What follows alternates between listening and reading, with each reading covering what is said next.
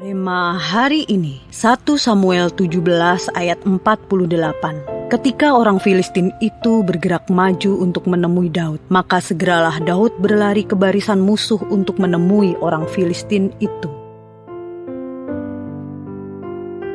Di sebuah desa kecil, ada seorang anak bernama Riko yang takut pada kegelapan. Setiap kali hendak ke kamar mandi, ia harus melewati lorong panjang yang cukup gelap. Alhasil ia selalu kembali berlari ke kamarnya karena bayangan di ujung lorong tampak seperti monster besar. Karena terus menghindar, bayangan itu terasa semakin menakutkan. Akhirnya pada suatu malam, Riko memberanikan diri membawa senter dan berjalan perlahan mendekati bayangan itu.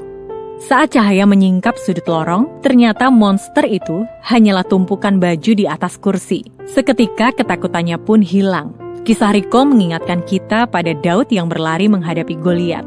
Daud tidak menunggu kekuatan tambahan atau strategi rumit. Ia tahu penundaan hanya akan membuat rasa takut makin besar. Dengan iman kepada Tuhan, ia maju ke medan pertempuran dan mengalahkan raksasa itu.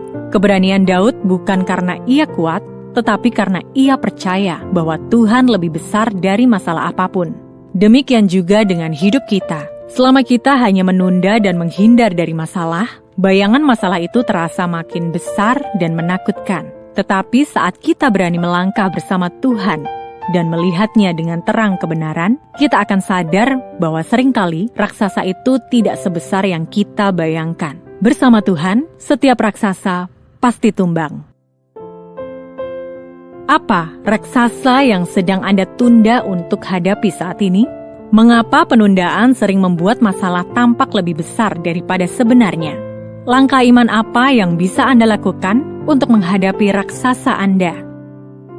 Bapa, kami sering merasa takut menghadapi masalah dan cenderung menundanya.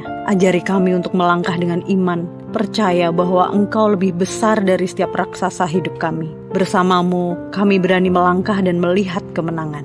Di dalam nama Tuhan Yesus kami berdoa. Amin. Tunda menghadapi raksasa, dan ia akan makin besar. Hadapi segera, dan ia akan tumbang.